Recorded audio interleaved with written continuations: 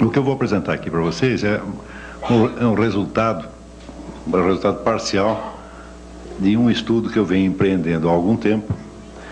As conclusões não são definitivas, elas ainda são bastante provisórias, isto ainda vai ser muito investigado e aperfeiçoado. Melhorou? Então, isso ainda vai ser investigado e aperfeiçoado, e provavelmente isso vai virar um livro com o tempo. O prazo que nós temos para apresentar a coisa aqui é bastante curto, e eu vou deixar aqui para vocês, depois da palestra, deixar aqui na Hebraica uma pequena documentação auxiliar, que ficará à disposição, acho que para quem quiser cópias pode e deve pedir. Eu trouxe esses vários livros porque tem uma citaçãozinha de cada um que a gente vai ler, e alguns cuja leitura eu vou recomendar fortemente. Se o ponto de partida dessa investigação parecer muito remoto, quer dizer, para falar de algo que está acontecendo no século XX, eu tiver que remontar até o século XVI, vocês não fiquem impacientes, não, é porque a coisa é realmente complicada. Toda a situação mundial que nós assistimos tem raízes muito profundas na história do Ocidente, e essas raízes não são fáceis de rastrear. A norma que foi seguida neste estudo foi a do bom e velho Spinoza, que dizia: não rir nem chorar, mas compreender. Então, há fenômenos que são demasiado graves e demasiado assustadores para que nós nos permitamos o luxo de ter perante eles reações emocionais, mesmo de indignação. Quando as coisas são muito graves, aí mesmo é que a gente tem que ficar de cabeça fria e botar o nosso cérebro para funcionar, nos baseando também numa outra máxima, esta de Goethe, que dizia: é urgente ter paciência. Entendeu? O problema é complicado, nós não vamos conseguir entendê-lo se estivermos com pressa, se estivermos nervosos, se tivermos já assim, vamos dizer, opiniões feitas, opiniões prontas, que só vão nos atrapalhar a intelecção do processo. O ponto de partida desta investigação foi, há muitos anos, algo que eu li do filósofo alemão Martin Heidegger. Era uma teoria que ele apresentava sobre as origens do totalitarismo. Ele dizia que a origem remota do totalitarismo estava na entrada da modernidade, quando, com René Descartes, a filosofia proclama a possibilidade que o indivíduo humano tem de chegar a um conhecimento de validade universal a partir tão só do exame de si mesmo e de uma espécie de introspecção. Este é o princípio básico do racionalismo, quer dizer que se o sujeito conhecer 2 ou 3 premissas universais, ele pode deduzir, tirar da sua própria cabeça a totalidade do sistema das ciências. E dizia Martin Heidegger que se existe esta possibilidade do indivíduo humano ter por si mesmo uma visão tão abrangente, tão segura da realidade, então está suposto que o indivíduo detentor deste conhecimento deve ser também o detentor da autoridade sobre o mundo. Ele raciocina que não pode haver o totalitarismo sem a ideia de um controle total da sociedade e do processo histórico, e essa ideia, por sua vez, também não poderia existir, segundo ele, sem um conhecimento total e abrangente da realidade. Então, a pretensão de conhecimento desse novo tipo de indivíduo que emerge com a ciência moderna estaria aí a raiz do totalitarismo. Eu vou ler um trechinho para vocês de um livro majestoso, estudo magistral sobre isto, de um autor chamado Alain Renaud. O livro chama-se A Era do Indivíduo. Ele escreve um pouco, às vezes, com aquele estilo um pouco pesado e tortuoso que é tão característico dos filósofos franceses, mas vale a pena. Ele diz: em toda uma tradição que, partindo de Heidegger, conduz tanto a Hannah Arendt quanto a Claude Lefort, o fenômeno totalitário vê-se interpretado através da sua relação com o reino da subjetividade, segundo um raciocínio não desprovido de sedução. O totalitarismo define-se, com toda evidência, como a tentativa de uma política de dominação total. Ora, tal projeto não pode ser concebido senão lá onde o campo sócio-histórico é representado como suscetível de ser integralmente controlado por um poder que o tornasse transparente e que racionalizasse todos os seus aspectos e que logo se tornasse o seu senhor e possuidor. O senhor e possuidor é uma expressão de Descartes, é o homem como senhor e possuidor da totalidade da natureza. Nesse sentido, o fantasma da dominação total não seria senão o último e o mais monstruoso rosto da promoção moderna cartesiana da subjetividade. Muito bem, essa é a teoria de Heidegger, né? O totalitarismo. Prosseguindo neste raciocínio, Heidegger diz que, com o racionalismo moderno, então, se no mesmo instante em que se inaugura o sonho ou a ambição de uma ciência universal capaz de dominar, portanto, o processo histórico e controlar totalmente a vida social, no mesmo instante aparece, então, o princípio da racionalização da sociedade moderna. Para a racionalização aqui se referia a Max Weber, que, colocando toda a sociedade, vamos dizer, a serviço de um processo industrial cientificamente organizado, elimina, então, vamos dizer, as ligações dos indivíduos com as suas respectivas comunidades de origem, ou seja, ela desacultura milhões de pessoas. Por exemplo, no começo da Revolução Industrial, massas inteiras de antigos artesãos abandonam as suas coletividades, abandonam as suas pequenas cidades e vão para a cidade grande, para a capital, onde se tornam operários de indústria ou desempregados. Então, criando uma multidão de pessoas desarraigadas, que já não tem mais aquela identidade cultural originária, aquela ligação pessoal que tinham com as suas comunidades de origem e que agora são como se fossem átomos soltos no anonimato da sociedade industrial. Então, estes dois processos que Heidegger menciona, primeiro esse vamos dizer, a ideia do controle total da mente humana sobre a realidade e a ideia do desarraigamento, aí estariam, vamos dizer, duas fontes, então, do totalitarismo moderno. Por um lado, pela ambição, vamos dizer, do controle total e, por outro lado, pela desumanização causada, vamos dizer, por esse rolo compressor da sociedade moderna que esmaga as pequenas comunidades, as culturas tradicionais, e instaura em lugar deles a máquina anônima e impessoal da sociedade industrial. Este diagnóstico eu li há mais de 20 anos e me pareceu razoável no momento. Só que mais tarde surgiram duas perguntas. A primeira pergunta é o seguinte, quer dizer que se o totalitarismo começa com essa exaltação da inteligência individual e da consciência individual, como é possível que a primeira coisa que o totalitarismo faça ao se instalar seja justamente esmagar todas as consciências individuais? Na verdade, se alguma consciência individual tem o primado num regime totalitário, só pode ser a consciência individual do governante e a todas as outras é negado, então, um privilégio similar de conhecer a realidade tão bem quanto ele acha que conhece.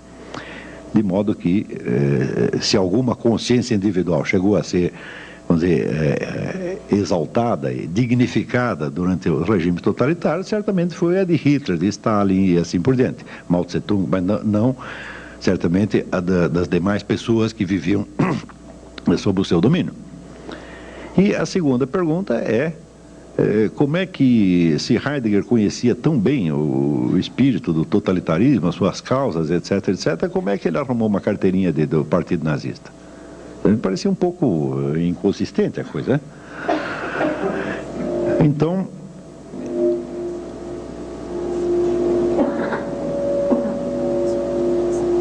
Examinando a coisa por este lado, a gente pode observar que uma das promessas iniciais do Partido Nazista e que pareceram mais, vamos dizer, que pareceram mais sedutoras ao público da época, foi justamente a crítica da sociedade industrial moderna e o apelo ao arraigamento cultural, aquele negócio de sangue e solo. Quer dizer, a identidade nacional germânica, que seria, através do nazismo, segundo prometia, seria reconquistada, devolveria a estes pobres átomos soltos da sociedade industrial um senso de participação e de conexão pessoal com a sua comunidade. Ou seja,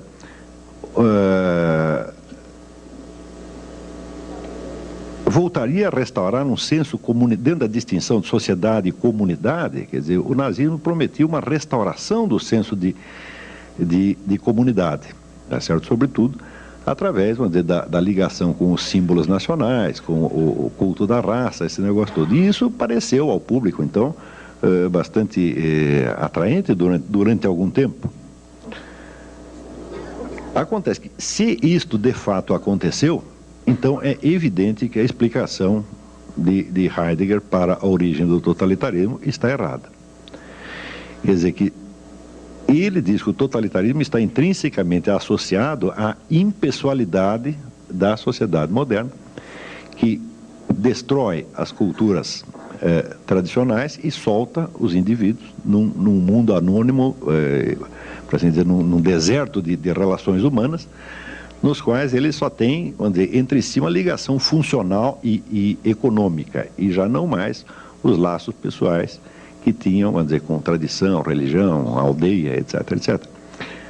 Ora, mas se foi possível criar um novo totalitarismo, para saber, o totalitarismo nazista, né, com base na promessa exatamente contrária, então quer dizer que esta relação intrínseca que Heidegger está vendo entre a impessoalidade da sociedade moderna e o totalitarismo não existe. Quer dizer, a coisa deve ser outra, a linhagem deve ser outra, completamente diferente. Ou seja, é possível você instaurar um totalitarismo de tipo, vamos dizer, anônimo, organizativo, voltado totalmente para a modernização industrial, e é possível também instalar um outro totalitarismo com vamos dizer, o apelo justamente contrário, quer dizer, com o apelo comunitário, o apelo à raça, ao passado, à tradição nacional, etc, etc. Né? E havia as duas possibilidades. Porém, a coisa não terminava só aí. Quer dizer, aí de cara, com isto, se dissolve a ideia assim, muito unívoca e simples do totalitarismo, e já começamos a vê-lo como um bicho que pode ter duas caras exatamente opostas uma à outra. Porém, essas duas caras também não eram unívocas, porque no totalitarismo comunista, embora ele fosse de tipo cosmopolita, quer dizer, embora fosse se apresentasse como um movimento ainda mais modernizante e ainda mais racionalizante até do que o capitalismo, ele também, de algum modo, cultivava o senso de comunidade, tá certo? Através exatamente da participação no partido. Quer dizer, o partido se tornava, vamos dizer, um novo elo de solidariedade entre as pessoas, né? Substituindo os elos de família e de tradição que tinham sido perdidos. Nós podemos observar, quando nós estudamos a história da cultura que se criou em torno do movimento comunista, e nós vemos a quantidade de sentimentalismo que está associado a esta cultura. Por exemplo, no tempo que se falava do paizinho Stalin, ou hoje, quando as pessoas veem a juventude de Che Guevara e derramam lágrimas, né? Existe toda uma cultura sentimentalística que cria um elo de solidariedade. Eu mesmo, no tempo que eu pertencia ao partido, foi durante 3 anos apenas, eu me sentia integrado naquele movimento, não só politicamente, mas humanamente. Estudando a coisa com um pouco mais de atenção pelo lado comunista, eu cheguei à conclusão de que houve tantas versões diferentes vamos dizer, da ideologia comunista e tantas propostas diferentes relativas ao regime comunista que nós não conseguiríamos, de maneira alguma, defini-lo como um movimento ideológico unívoco. Existem ideologias comunistas e existem regimes comunistas concebíveis, mas tem uma coisa que tem unidade, é a unidade da cultura comunista. Quem quer que participe de um movimento esquerdista, ele se integra, de certo modo, não num movimento ideológico unívoco, ele pode ter divergência com todo mundo ali, mas qualquer que seja a linha a que ele pertença, ele se integra na cultura e sobretudo na cultura psicológica do movimento comunista. E essa cultura psicológica, ela envolve o indivíduo sob todos os lados. Quer dizer, você trabalha com comunistas, você vai no bar com comunistas, você faz festa com comunistas, você está sempre cercado daquelas pessoas que lhe dão um senso de identidade e de pertinência e até de irmandade. Tá certo? Então, peraí, o comunismo, que seria o totalitarismo mais seco, mais frio e mais racional, ele também tem esse componente emocional e comunitário profundo. E, por outro lado, o totalitarismo nazista, cuja ideologia, cujo discurso era voltado para o apelo comunitário, para a volta às raízes, etc., etc., ele, por outro lado, ele tinha um processo de modernização industrial tão racional, tão frio e tão desumano quanto qualquer outro. Está compreendendo? Então, isso observando só pelo lado ideológico, não estou falando das realizações criminosas dos dois regimes, abstraindo isto. Vamos fazer de conta que comunistas e nazistas eram boas pessoas, que nós não temos nada contra eles e que estamos apenas examinando as ideias deles, né?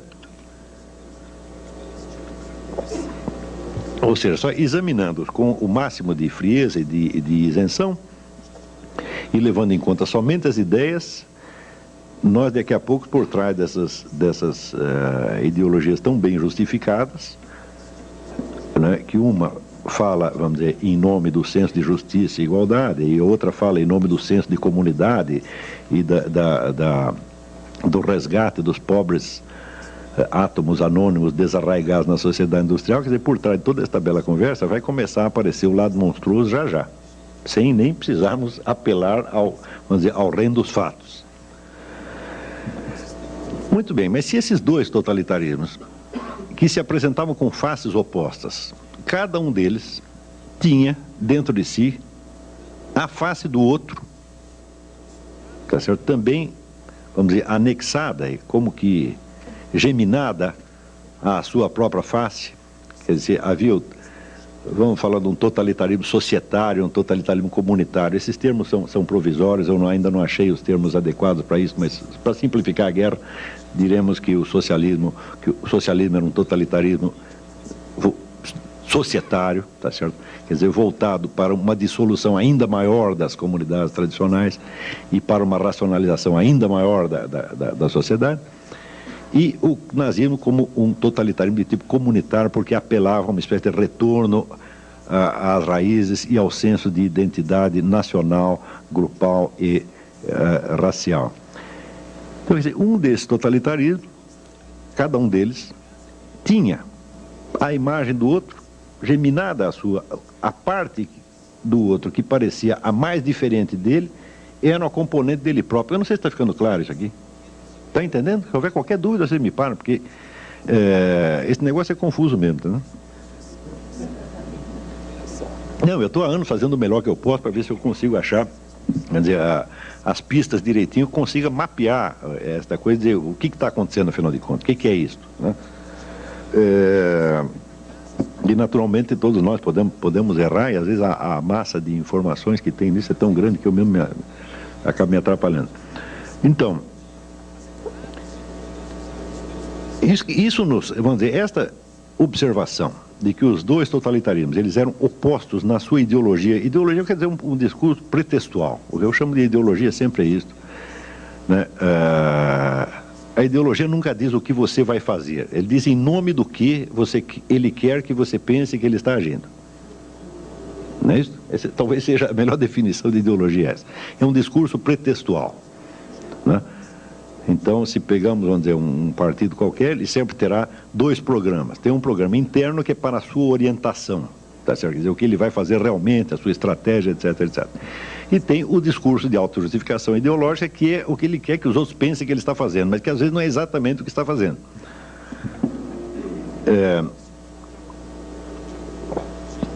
E se acompanharmos, por exemplo, a trajetória, vamos dizer, desses regimes nos momentos de máxima condensação totalitária, aí é que a duplicidade de estratégia e ideologia se torna uma coisa quase alucinante, porque os camaradas todos fazem exatamente o contrário do que estão dizendo, e isto é sistemático, não é uma coincidência, não. E não pode ser explicado como mera, vamos dizer, hipocrisia, diz uma coisa e faz outra. Não, este é um negócio, essa duplicidade é até planejada. Muito bem, a partir da hora que verificamos que existe esta duplicidade de totalitarismos e dentro de cada uma delas tem uma nova duplicidade interna, aí é que a teoria explicativa do Heidegger foi mesmo pro brejo, quer dizer, não sobrou nada. O processo, em suma, é muito mais complexo do que se poderia imaginar. Mas esta mesma dualidade que nós usamos agora de comunidade e sociedade ainda pode nos servir como uma pista para investigar isso aqui, no seguinte sentido. Em toda a sociedade humana que existiu até hoje, toda e qualquer sociedade humana, sempre existe, por um lado, os papéis sociais que as pessoas desempenham, ou seja, a identidade social que cada um tem, como, por exemplo, no momento eu me compreendo a mim mesmo como conferencista e vocês como auditório de conferencista, né? O Arthur Rotenberg se entende a si mesmo como presidente da Hebraica, etc, etc. Vamos dizer, são as identidades que nós desempenhamos na sociedade, com as quais nós nos mostramos e nos compreendemos a nós mesmos na sociedade. Mas existem certos momentos, tá certo, onde você é violentamente despido da sua identidade social. Por exemplo, no instante que você é assaltado na rua, tá certo? Aí um sujeito encosta um revólver na sua cabeça, tá certo? E quer o seu dinheiro, quer esse dinheiro exista, quer não exista, tá certo? Então, neste momento, todas as ligações que você tem na sociedade falham. Você está separado de tudo e você está reduzido à condição humana no seu sentido mais físico, tá certo? Você é apenas um corpo humano vivente que pode estar morto dali 2 segundos. Ou seja, os seus compromissos sociais não contam mais, os seus deveres sociais não têm mais a mínima importância, naquele momento você está dispensado de todos eles, e os benefícios que você espera obter da sociedade também não existem. Uma outra circunstância onde você é desligado da sua identidade social por exemplo, por ocasião de certas experiências extremas. Eu me lembro que quando eu era jovem, tinha 18 anos, eu participei do recenseamento escolar do governo do falecido Adhemar de Barros, e eu participei disso no litoral sul, perto ali de Iguape, Cananéia, e nós íamos pelo meio do mato, procurando os moradores para ver se tinham crianças, quantas crianças tinham, se estavam na escola, se não estavam, etc, etc. E chegou uma hora que nós nos perdemos, e ficamos 4 dias, estava eu e mais 2 funcionários, 4 dias no meio do mato, tá certo? Então, ali nós sentimos o que era estar totalmente desamparado das nossas conexões sociais. Ali não havia mais, nenhum de nós era nem mais cidadão brasileiro, nem eleitor, nem pai, nem mãe, nós éramos apenas organismos humanos ameaçados. Uma outra situação que provoca este desligamento seriam, por exemplo, experiências com drogas. O drogado não tem uma identidade social, ele não sabe quais são os seus direitos e deveres sociais, etc, etc. Ele está reduzido a um conjunto, vamos dizer, de sensações e imaginações que assinalam a sua condição de corpo vivente, de organismo vivente, tá certo? E nesse instante, ele pode se relacionar com outras pessoas, mas não através do papel social. É um tipo de relação mais primitiva, tá certo? E que implica, por um lado, a total insegurança, mas por outro também a total liberdade.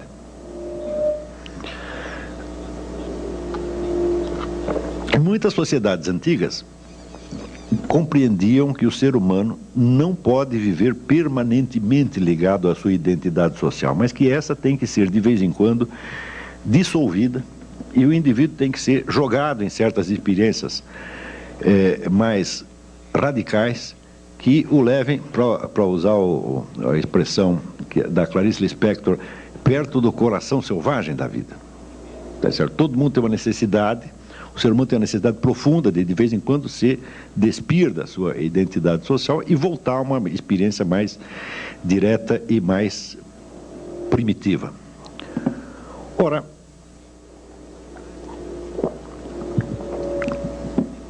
se entender essa diferenciação dos papéis sociais e da experiência mais direta, ficou claro isso?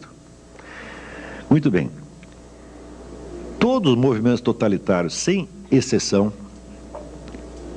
conseguiram colocar massas de pessoas trabalhando por um tipo de organização social mais centralizada, mais controladora e, de certo modo, até mais racional, mais unificada, utilizando justamente este tipo de experiências que despiam a pessoa da sua identidade social e entregavam vamos dizer, a ser uma certa vivência mais brutal, mais direta e mais primitiva, e imediatamente vestiam nele uma outra identidade, agora já conforme aos planos do Partido Comunista Nazista, etc, etc.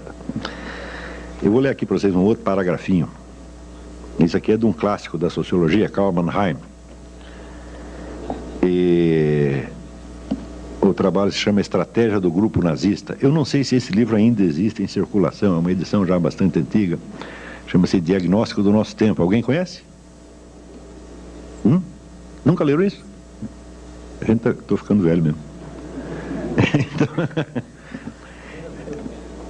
nas bibliotecas deve ter, mas deveria ser reeditado. Então, diz Karl Mannheim, Hitler inventou um novo método a que se pode dar o nome de estratégia do grupo nazista. O ponto capital da estratégia psicológica de Hitler é jamais encarar o indivíduo como pessoa, mas sempre como membro de um grupo social.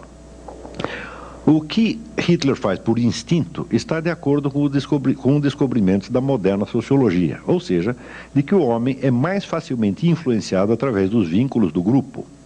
E o que é mais importante ainda, as reações dele variam conforme o grupo particular a que pertence. O homem porta-se diferentemente na família, no clube, no exército, em seus negócios ou como um cidadão em geral. Cada grupo, aparentemente, possui suas próprias tradições, proibições e formas de expressão peculiares e, enquanto as conserva intacto, apoia e orienta o comportamento de seus membros.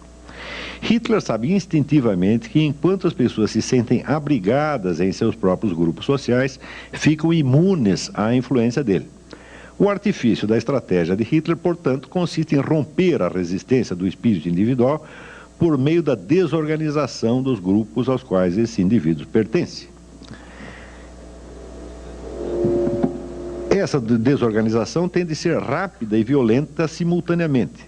Mesmo assim, porém, o seu efeito só será duradouro se conseguir formar imediatamente novos grupos que fomentem o gênero de comportamento aprovado pelo partido. Então,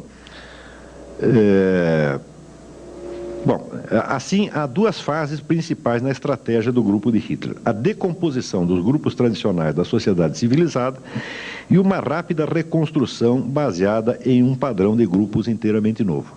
Ou seja, o indivíduo é induzido, assim, por um processo muito rápido, a se desligar ou da família, da igreja, do seu grupo local, etc, etc. Então, naquele momento, ele está entregue, vamos dizer, àqueles medos mais primitivos que justamente eu experimentei, por exemplo, quando estava perdido no meio do mato. Você não tendo os vínculos grupais, você não sente a proteção. Então, automaticamente, você sai buscando, quer dizer, uma nova identidade, e daí aparece o sujeito com a carteirinha do partido e diz: olha aqui, meu filho, você paga aqui a mensalidade do partido, está resolvido o seu problema.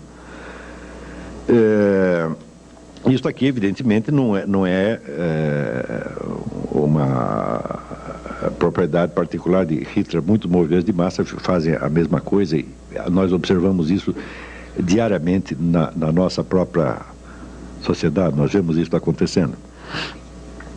Mas este jogo, vamos dizer, do indivíduo no seu isolamento, devolvido, vamos dizer, ao terror primitivo, tá certo? Por um lado. E, por outro lado, o indivíduo integrado no grupo e disciplinado segundo o grupo, aí também existe uma certa ambiguidade. Porque a integração no grupo subentende também a disciplina e a obediência, portanto, pode ser o veículo da opressão. E, por outro lado, a independência do indivíduo jogado no meio do mato e isolado dos seus vínculos grupais, pode significar, por um lado, o terror do isolamento e, por outro lado, também a liberdade. Com esses elementos psicológicos, todos os movimentos de massa sempre jogaram. É por isso que você entende que eles podem, por um lado, te prometer a liberdade no instante mesmo em que te submetem a uma disciplina ainda mais pesada do que aquela que você tinha antes. Quer dizer, você quer se libertar, por exemplo, você quer se libertar do seu pai? Eu digo, bom, agora vamos botar um comissário político nas suas costas e você vai ver o que é bom para tosse, tá certo? Se liberta da família, cai dentro do Partido Comunista, do Partido Nazista, uma coisa assim, onde certamente vão te oprimir muito mais. Então, existe esse jogo, na verdade, quádruplo, quer dizer, o isolamento como terror e como liberdade, e a ligação como proteção e como opressão. Ora, o fato é que dos dois grandes movimentos totalitários do século XX, o comunismo e o nazismo, cada um deles, em função do seu modo de articular estes quatro polos, tinha certas limitações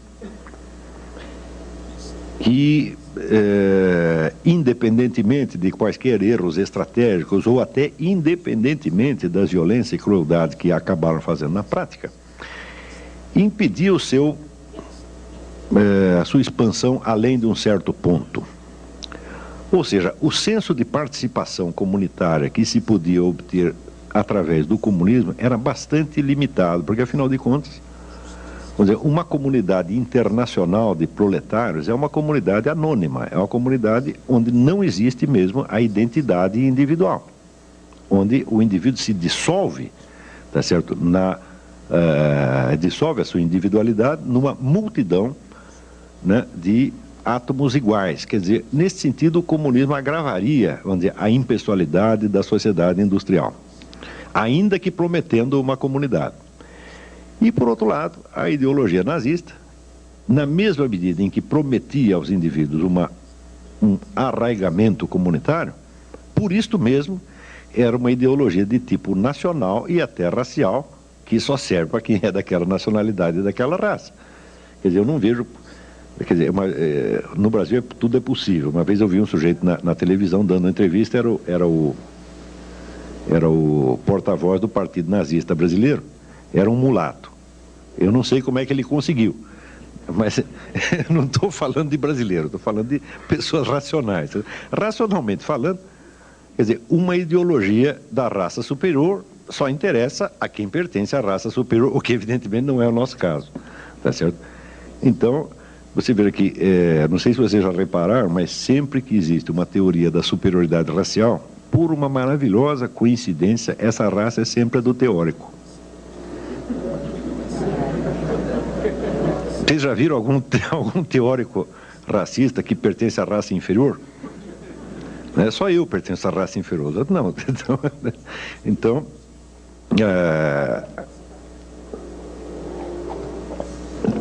onde quer que você veja uma pretensão de superioridade racial, e nós a vimos, por exemplo, não só no caso nazista, mas nós vemos hoje certo teórico do movimento black americano, eu lendo esses camaradas, né, eu vejo como é fácil, né, você argumentar nesse sentido, desde que você esteja assegurado que o resultado da sua pesquisa científica será provar que o superior é você. Porque se você tiver com uma suspeita, bom, eu vou investigar esse negócio, vai que eu provo que existe superioridade racial e eu caí justamente na inferior, eu não vou prosseguir essa pesquisa, não sou besta. Então, por ser uma ideologia de tipo nacional e racista, é evidente que o interesse dela para outras nações só poderia ser, essa ideologia só poderia ser vendida para outras nações na base da fraude. Quer dizer, cada nova nação que os nazistas faziam aliança, vai ter que provar que eles pertencem à raça superior também. Quer dizer, o italiano é ariano de algum modo, os árabes também vão ser um pouco arianos e assim por diante. Quer dizer, é um trabalho retórica, uma retórica muito tortuosa demais, tá certo? Então nós não podemos conceber, por exemplo, algo como uma internacional nazista. Vai chegar um ponto em que você só provoca antagonismo, tá certo? Então, no total, uma dessas ideologias não oferecia um arraigamento cultural suficiente e a outra oferecia até um arraigamento cultural, mas só para aqueles que tiveram, né, a felicidade de nascer na raça superior. E é justamente aí que, a partir da década de 30, começa a surgir na cabeça de alguns intelectuais muçulmanos que haviam estudado na Europa e que tinham lido essa coisa toda, e tinham lido até Heidegger, Jean-Paul Sartre, essa coisa toda, começa a surgir a ideia de que o Islã tinha a solução para este problema. Então,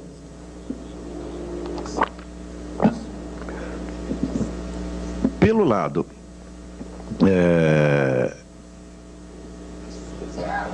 econômico, o Islã tem a sua própria estratégia econômica, vamos dizer, que não é bem de uma economia socialista, é de uma economia que resguarda, vamos dizer, a propriedade privada, mas no qual você tem tantos instrumentos, tá certo, de controle, não somente na mão do Estado, mas você tem tantos instrumentos religiosos de controle, que praticamente se pode dizer que toda a vida econômica da comunidade estará sob o controle daqueles que tiverem a autoridade religiosa.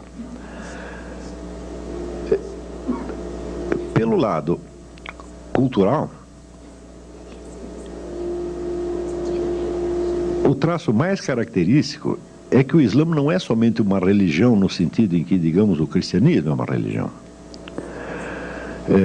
O Islã é uma cultura inteira, cuja unidade é preservada de qualquer modo, onde quer que o Islã meta as suas patas. Como é que se faz isto? Quando o indivíduo se converte ao Islã, se você for numa mesquita e diz, olha, eu quero entrar aí, quero ser desse negócio aí, eles vão dizer, olha, só tem são 5 pilares, você tem que fazer isso, mais isso, mais isso, mais isso, mais isso. Você diz, são simples assim, então eu quero também. Só que daí, no dia seguinte, você diz, olha, mas tem mais uma outra norma aqui. E depois tem outra, e depois tem outra, e depois tem outra. Porque existe um fenômeno chamado os hadiths. Sabe o que são os hadiths? São ditos e feitos do profeta Maomé. Maomé foi o único profeta ao longo da história cuja vida foi meticulosamente registrada pelos seus contemporâneos. Então anotavam o que ele dizia, o que ele fazia, como ele se relacionava com a família, como ele tratava os problemas de comércio, etc, etc. E existe um repertório de 40 mil hadiths. Esses hadiths marcam o estilo de vida de Maomé. E esse estilo de vida, que é justamente o que se chama a Sunna, acaba por se incorporar na religião como parte integrante dela. Ou seja, o que se diz inicialmente é que isso não é obrigatório. Eu digo, bom, não é obrigatório, mas todo mundo faz assim. Se eu não fizer, eu vou parecer muito esquisito.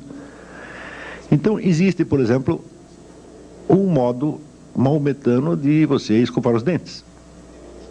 Tá certo? Existe um modo maometano de comer, um modo maometano de vestir, um modo maometano de ir ao banheiro, um modo maometano de fazer visitas. Em suma, existe uma receita baseada no estilo de Maomé para cada ação humana. Não há nenhuma situação humana para a qual não tenha uma fórmula. Como o processo da revelação corânica levou 28 anos, desde o primeiro versículo que Maomé recebe do arcanjo Gabriel até o final, onde ele recebe o último versículo e reúne a população e diz, hoje eu completei aqui a vossa religião. como se passaram 28 anos, calcula-se que o indivíduo, para absorver a totalidade dessas regras e se tornar realmente um muçulmano, precisaria de 28 anos. Tá certo? E mesmo assim ainda vai falhar.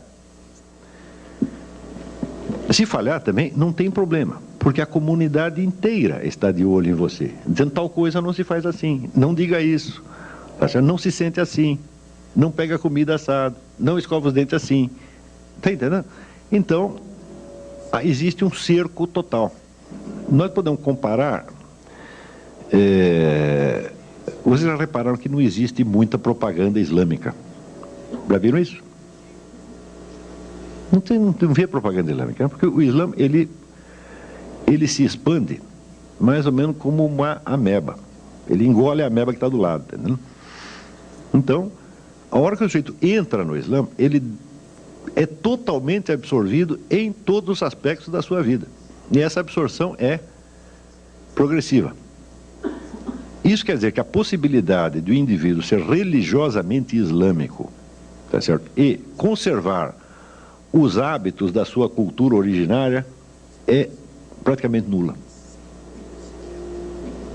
Quando o Islã cresce, ele leva não somente uma doutrina religiosa, mas leva uma cultura inteira. Então, não é verdade o sujeito dizer que quem é islamizado não é arabizado, tá certo?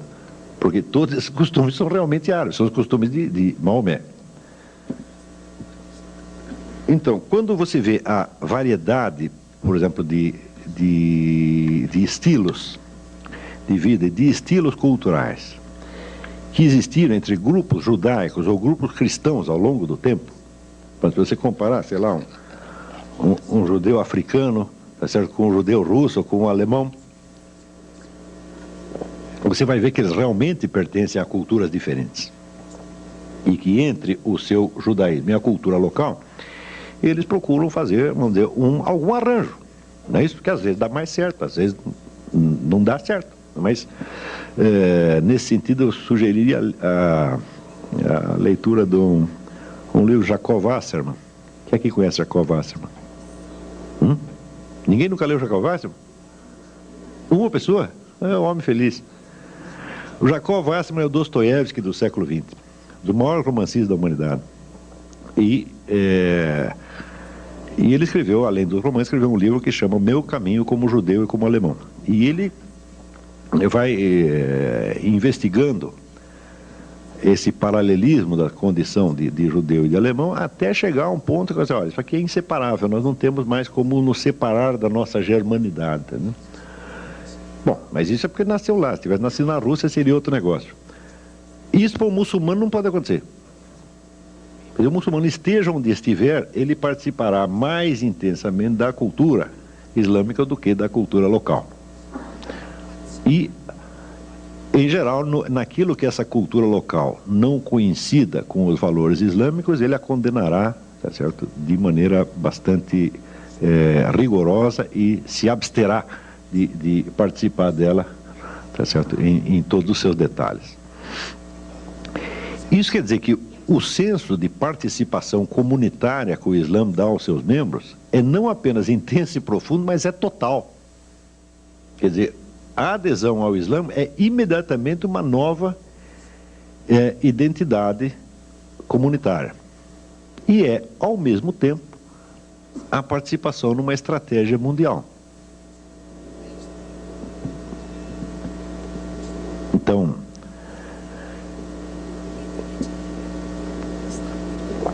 isso quer dizer que, contemplando o problema dos dois totalitarismos, o muçulmano da década de 30 e 40 começou a ter ideias.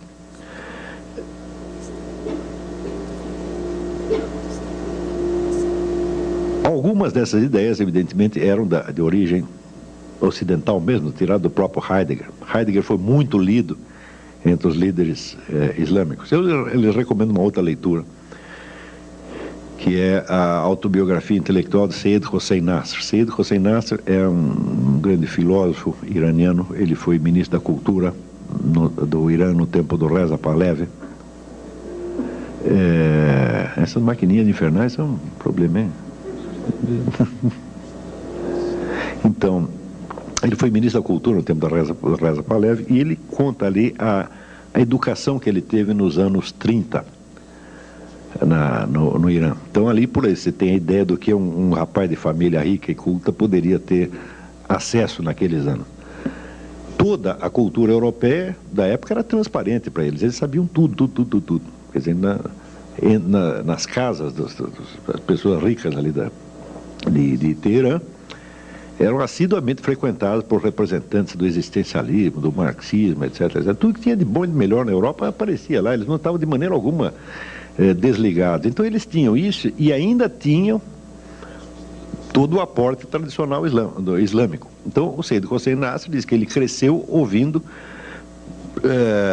as tias deles recitarem poesia tradicional persa, né? Ele mesmo aprendendo a recitar o Corão de cor desde pequeno e, ao mesmo tempo, ele tinha acesso, vamos dizer, à cultura europeia em todas as suas versões. Quer dizer, a liderança intelectual comunista da época frequentava também a casa daquele pessoal e tal. O pessoal ligado ao existencialismo, até existencialismo cristão, tal como Gabriel Marcel, também era totalmente conhecido ali. Então eles tiveram uma espécie de mostruário da cultura mundial, na qual ao mesmo tempo não tinham nenhuma participação ativa. Quer dizer, eles estavam vendo tudo e não estavam participando ativamente. Eles tiveram muito tempo para pensar nisso aí. Então, a ideia de que o totalitarismo islâmico pudesse resolver os enigmas, resolver as contradições dos dois totalitarismos anteriores, aparece também pelo fato de que que agentes dos dois regimes totalitários tiveram uma atuação intensa em todo o mundo islâmico, já desde antes da guerra e até hoje. Então, você vê, existe, por exemplo, um depoimento de um sujeito que foi chefe do serviço de inteligência romeno, chama-se Ion Mihai Pacepa. Não sei se vocês sabem, mas a União Soviética, nas operações dela no terceiro mundo, ela não jamais a KGB agia diretamente. A KGB agia diretamente na Europa e nos Estados Unidos. Para os países do terceiro mundo, ela usava os serviços secretos dos países satélites que eram treinados especificamente para isso. E este Pacepa, ele diz nada menos que o seguinte, ele diz, olha, Yasser Arafat foi meu discípulo. Eu que dei toda a formação ideológica dele, eu garanto para você que ele é um marxista-leninista de primeiríssima ordem. Ele foi treinado como militante do partido. Isso para você ter ideia da profundidade da penetração comunista. Quanto à penetração nazista, nós podemos dar dois exemplos. Um é bastante conhecido, um era o grande mufti de Jerusalém, que ainda durante a guerra fez uma viagem a Berlim, sendo recebido pelo Führer e dando uma entrevista no rádio, fazendo um discurso no rádio de Berlim, solicitando ao Führer que tivesse a gentileza de estender a tal da solução final aos judeus de Jerusalém, porque eles estavam sendo discriminados, coitado, não podia ficar assim, né? Quer dizer, por que dar aquilo só aos da Europa, né? Então, você vê que este indivíduo é tido até hoje no mundo islâmico como uma espécie de santo. É um líder religioso que ficou na memória popular e que é idolatrado até hoje. Um outro que é do mesmo teor é Khairallah Tulfa, que era tio de Saddam Hussein. Khairallah Tulfa é um indivíduo que, na década de 40, tentou um golpe nazista. Ele tem livros publicados, sobrou pelo menos um, tá certo? Na qual a sua defesa do nazismo é explícita, tá certo? E ele tenta um golpe de tipo nazista e se dá mal. Este foi o sujeito que criou Saddam Hussein. O Saddam ficou órfão, foi criado por esse camarada. Esse era o tio e guru dele. Então isso aí são só exemplos soltos. Aqui nesta documentação aqui tem mais alguns, para vocês terem ideia da profundidade da penetração, tanto dos intelectuais europeus lá, quanto da penetração dos serviços de inteligência nazistas e soviéticos, tá certo? Então isso quer dizer que esses muçulmanos, eles tiveram a ocasião de assistir tudo isso como se fosse numa televisão, tá vendo? e aperfeiçoar com essa experiência as suas ideias sobre o que seria um regime islâmico. O problema do regime islâmico é um verdadeiro abacaxi, porque tudo na sociedade islâmica é regrado pelo Corão. Se você lê o Corão, que é um livro relativamente pequeno, mas 280 páginas, você verá que ele tem regulamentos sobre os hábitos diários, sobre a vida em família, etc. Ele contém todo um código civil. Esse código civil é ainda completado pelos hadith, quer dizer, pelos exemplos de Maomé. Então você tem talvez ali o código civil mais meticuloso do universo, tá certo? Porém, não tem um código do direito político. Não diz uma palavra sobre o que deve ser o regime político. Graças a este fenômeno é que surgiu este problema de xiitas e sunitas. Porque enquanto Maomé esteve vivo, então, de certo modo, ele condensava na pessoa dele os vários aspectos da sociedade e da liderança islâmica. Ele era ao mesmo tempo um líder religioso, um líder militar, era o guru da população, ele era ministro de todas as pastas e assim por diante. Então ele era o fator de unidade do regime entre aspas islâmico. Não havia regime nenhum, o regime era ele. E era um homem de um gênio absolutamente extraordinário, que tinha solução para todos os problemas. Então, enquanto ele vivia, ninguém teve que raciocinar muito, porque ele resolvia tudo, né? Quando o sujeito morreu, no dia seguinte, já deu o rolo. Porque aí eles perceberam que não havia regime nenhum. Então, primeiro, nós temos que eleger nós temos que ter um chefe esse negócio, né? Então, alguns achavam que esse chefe tinha que ser, vamos dizer, um continuador da obra de Maomé. Portanto, alguém investido também da missão profética e dotado do carisma profético. E outros disseram, não, de jeito nenhum, o único profeta que teve era esse. Ele disse que ele era o selo da profecia, então acabou, não tem mais profeta agora. Então tem que ter apenas um governante civil, tá certo? E o guiamento espiritual da comunidade deve caber à própria comunidade nos seus, vamos dizer, representantes mais eruditos e mais ilustres, que formariam o que se chama Uma. Uma é a comunidade, mas não a comunidade no sentido de todo mundo. A Uma é a comunidade de todo mundo que pensa e que está interessado no assunto, né? Então, esta entidade informal, a Uma, é que seria o guiamento espiritual da comunidade.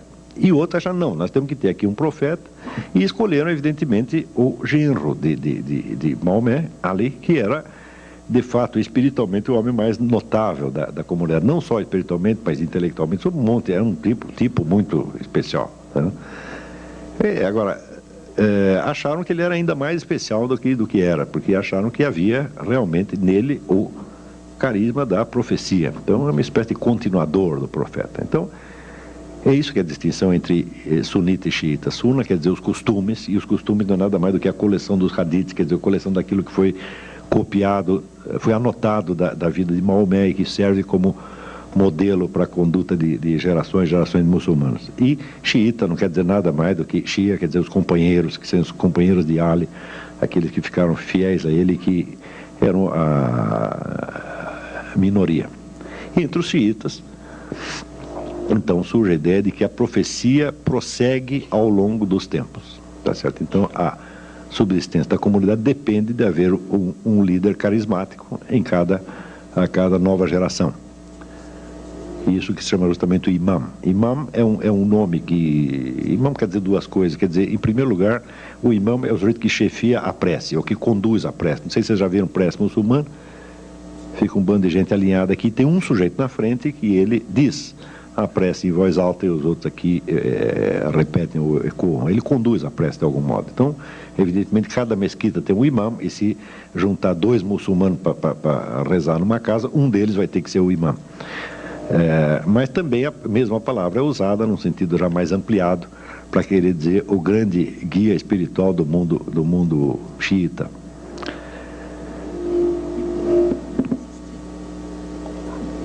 Esta divisão de sunita e xiita então já mostra, vamos dizer, a indefinição e a contradição interna do Estado Islâmico.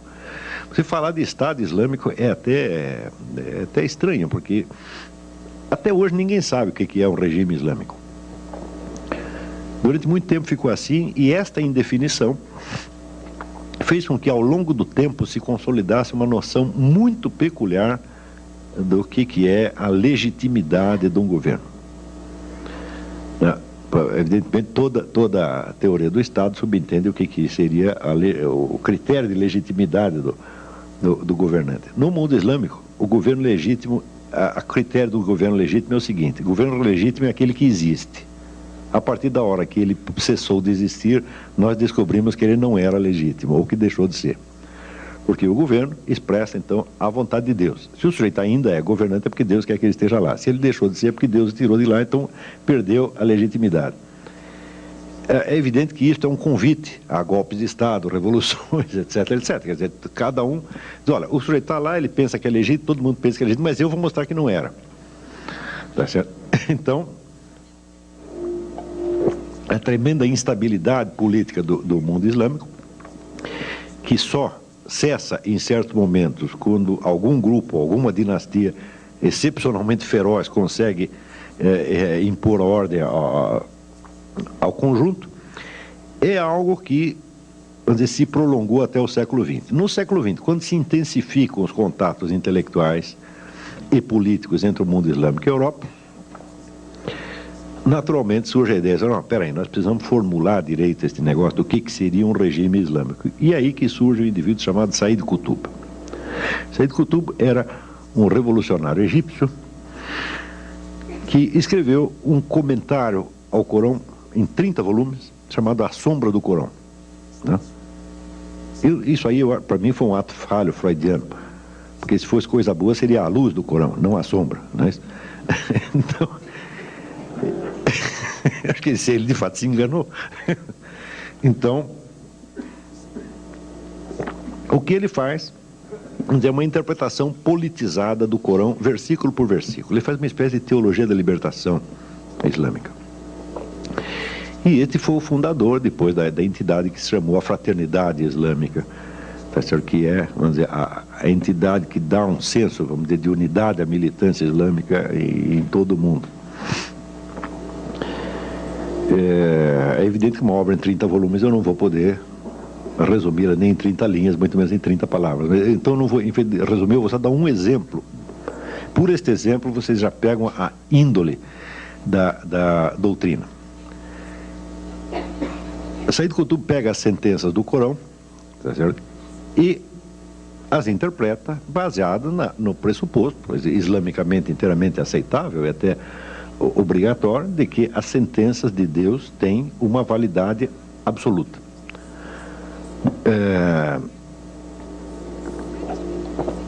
Uma das sentenças diz o seguinte: há uma definição corânica de tirano. A definição é a seguinte: tirano é aquele que proíbe o que Deus permite ou permite o que Deus proíbe. É boa a definição, é ótima, não é isso? Se você entender, vamos dizer, a palavra Deus no sentido que se deve entender, que é, vamos dizer, aquilo que é o fundamento mesmo da ordem da realidade, não é isso? Então, vamos dizer, o tirano é o sujeito que ele quer, vamos dizer, tornar possível aquilo que na realidade é impossível, e quer tornar impossível uma coisa que já era perfeitamente possível, não é isso? Então, a definição não é ruim, não. Mas vejamos como Said Qutb a aplica. Ele diz, muito bem, se, então, a única lei válida é a lei que Deus enunciou, que leis válidas existem? Então ele raciocina de acordo com uma ideia da corânica também, que é a ideia do povo do livro. Tá certo? Por exemplo, os judeus são um povo do livro. Por quê? Porque eles têm um livro sagrado que lhes foi dado por Deus. Os cristãos também, e assim por diante. Tem uma série de povos do livro. O povo do livro recebeu uma mensagem divina. Então, de certo modo, é um povo obediente a Deus. Porém, de acordo com a tradição islâmica, todos esses livros que foram recebidos pelos povos do livro foram copidescados e falseados por uma sucessão, tá certo, de editores bem ou mal intencionados. Então, só sobrou um livro confiável, que é exatamente o Corão. Olha, você tem essa tal de Torá, o negócio é bom, foi Deus, tá, mas vocês mexeram tanto nisso que você não sabe mais o que é, o que não é. Então, vou resolver o seu problema. Toma lá o Corão, tá certo? Que é a última edição, tá certo? Fiel e estável. Né? Você lê e diz, mas não parece, né? Não parece, mas é. Não parece porque a sua está alterada, essa aqui é que está inalterada. Então, se é assim, bom, a conclusão é que somente os regimes que são baseados exatamente na lei corânica é que são legítimos. Os outros são todos tirânicos. Todos, sem exceção. E, ora, lutar contra a tirania faz parte do jihad. Jihad, o pessoal entende que é guerra santa, não é. Jihad é esforço, é ascetismo, quer dizer, faz parte do aperfeiçoamento do sujeito na prática da lei islâmica. Ele tem que fazer um esforço. E a luta contra a tirania, tal como entende Said Qutb, a luta contra a tirania faz parte do jihad, portanto faz parte das obrigações islâmicas. É uma daquelas milhares de obrigações que vem depois das 5. Né? Começa com 5 e termina com 40.005. Quando chega na 30ª, 90ª, etc., tem o jihad. Resultado, todo e qualquer cidadão islâmico que esteja vivendo num país sob regime não islâmico tem a obrigação de lutar para derrubar o seu governo.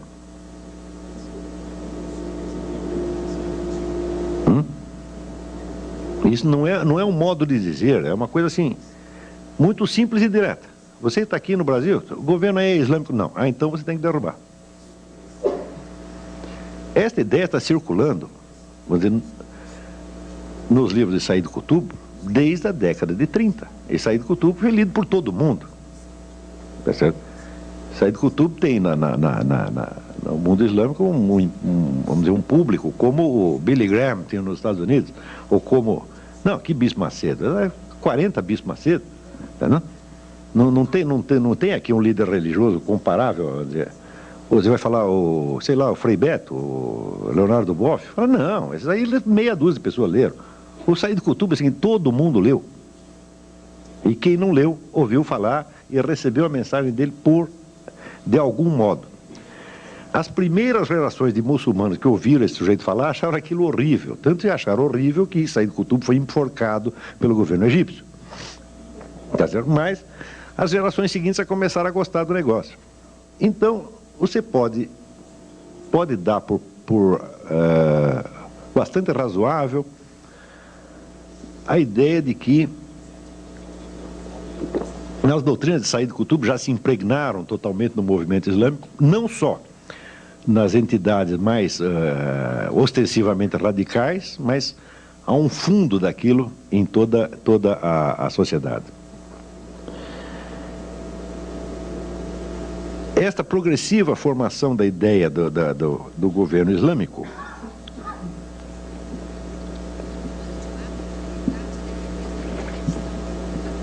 chega, vamos dizer, a uma espécie de perfeição mais modernamente, nas últimas décadas, quando se forma a ideia de que o Islã, por ter uma mensagem divina, tá certo? Ele é o complemento espiritual natural da revolução socialista no mundo.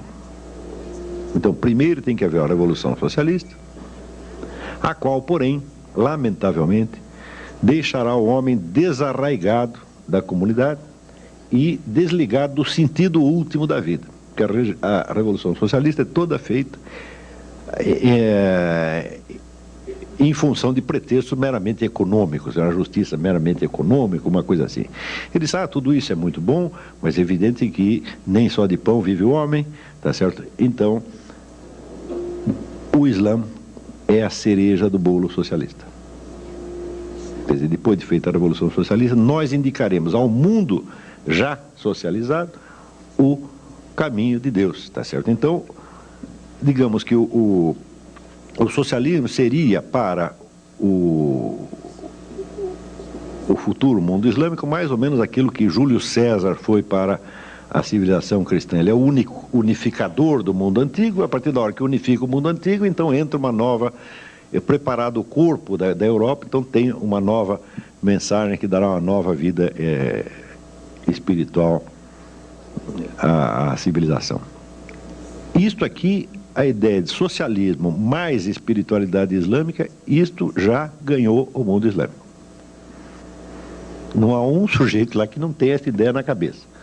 Uns podem ser mais bonzinhos, querem realizar isso através do voto, né? Porque uns também não leram só Karl Marx e Lenin, uns leram também Antônio Gramsci, tá certo? Então, o Antônio Gramsci é o sujeito, né, da revolução indolor. Nós vamos expandir a ideologia socialista de tal modo, vamos colocá-la, não vamos fazer propaganda socialista, nós vamos colocar o socialismo no dicionário, o socialismo nas entrelinhas da música popular, o socialismo nos livros didáticos, etc. No fim, todo mundo vai ser socialista sem perceber. Quando todos forem socialistas sem perceber, tá certo? Daí passaremos para o socialismo, assim, num passe de mágica, sem necessidade de nenhum trauma. Então, existem também os islâmicos gramscianos. E também nós podemos ir social islamizando a cultura mundial de tal modo que, no fim, a transição se fará de maneira indolor. Bom, não é necessário ser muito inteligente para perceber por que nesta perspectiva, surge o fenômeno do neo-antissemitismo. Por que os judeus saem mal pelas duas possibilidades? Quando eu comecei a estudar isso, veja esse fenômeno do neo-antissemitismo, que agora está todo mundo assustado, e todo mundo considerando um negócio imprevisto, eu devo me gabar, tá certo? Se é que isso é motivo de se gabar, de que muitos anos atrás eu já sabia que isso tinha acontecido. A partir desses estudos, eu falei, mas é impossível, os caras vão querer, mas daqui 10, 15 anos vão querer tirar o judeu do caminho. Porque, do ponto de vista da cultura socialista, o judeu é o representante do capitalismo. Isso, pelo menos, é o que diz Karl Marx. Karl Marx dissolve a ideia mesma de uma identidade judaica. Isso não existe. O que existe é o capitalista. E eles são os capitalistas. Então, a hora que nós destruímos o capitalismo, a identidade judaica irá para o brejo. Tá certo? E os judeus se integrarão na cultura socialista como todo mundo. Esta ideia, onde foi levada ao pé da letra por Lenin.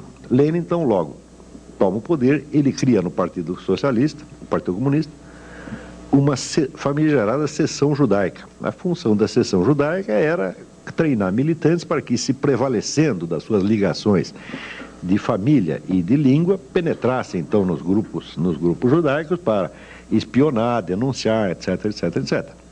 Talvez alguns aqui tenham ouvido falar do famoso Rabino Schneerson, que era o grande santo, líder espiritual judaico no tempo da Revolução Russa, e que foi o sujeito que mais pagou por esta brincadeira, que passou 22 anos na cana, um negócio assim.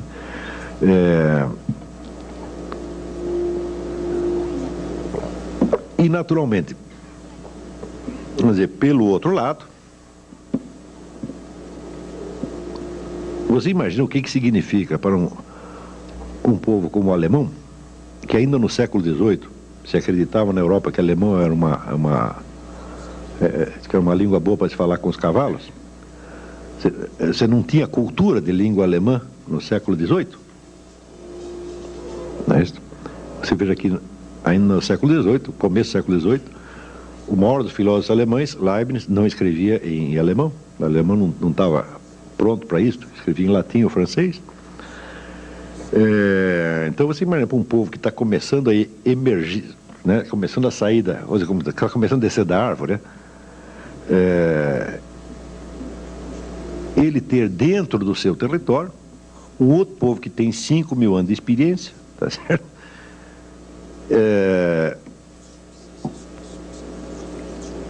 E que é, pela sua simples presença, a prova da inferioridade da população local. É horrível isso, dói no cotovelo, que é uma coisa medonha, né? Então, não precisamos nem especular outros motivos pelos quais surgiu o antissemitismo alemão. Quer dizer, um povo antigo, organizado, culto, capaz, que tem, vamos dizer, a coisa mais básica para o sucesso na vida, que é o capital cultural herdado. Não tem nada que ajude você, tanto na vida quanto você já recebeu isso de casa, tá entendendo? O alemão não tinha isso. Tá? Então, basta isso para... Claro que houve outros motivos, mas este já é um motivo suficiente. O judeu era, de certo modo, pela sua simples presença, um antídoto à ideia de uma identidade racial germânica. Eu digo, mas que raio de identidade racial vai ter essa cultura? Assim, metade dos escritores e os cientistas, são tudo judeus. Tem identidade racial nenhuma, isso é uma balela. Né?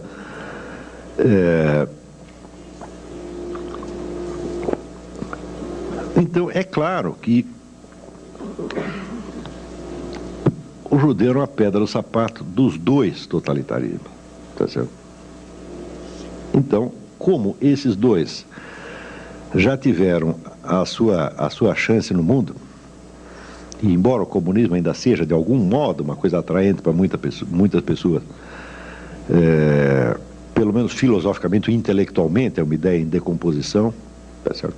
Se bem que uma ideia está intelectualmente desmoralizada, não quer dizer que politicamente ela esteja enfraquecida, mas intelectualmente está acabado. E o nazismo também já foi liquidado na guerra. Então é evidente que ao puxar para si a herança desses dois totalitarismos e trabalhá-los à sua maneira, o movimento islâmico, vamos dizer, com os seus novos aliados, que são remanescentes de movimentos comunistas e nazistas. Você não pode esquecer que em Nova York, naquelas passeatas que teve logo depois do 11 de setembro, passeatas pacifistas, estava ali o pessoal comunista e black, tudo de mão dada com o David Duke, que era o homem do partido nazista, quer dizer, juntaram todos, tá certo? Então, não é de estranhar que, absorvendo esta herança, ele criasse também este movimento, o qual também tem que ser estudado sob outros aspectos, que depois mais tarde nos debates a gente entra, mas eu para esta conferência peguei só por este aspecto. Não é de espantar que esse movimento criasse um neo-antissemitismo, que é um pouco diferente dos outros, tá certo? É um pouco diferente, mas evidentemente tão perigoso quanto, sobretudo pela sua abrangência.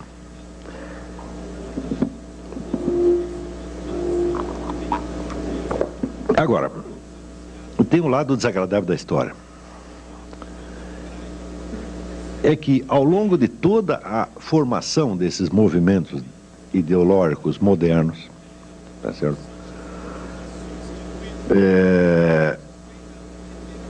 Houve muitos autores e pensadores judeus que contribuíram para isso.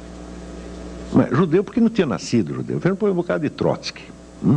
Trotsky não aceitava ser chamado de judeu. Ele não gostava disso. Mas os judeus acham que ele é judeu.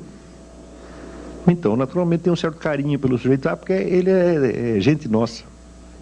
Não é isso? Assim como, por exemplo, agora, faz uma semana, no Congresso de Israel, alguns deputados pediram que o governo israelense fosse processado e punido pelo Tribunal Penal Internacional. É um caso estranho de você pedir, vamos dizer, uma intervenção estrangeira no seu próprio país.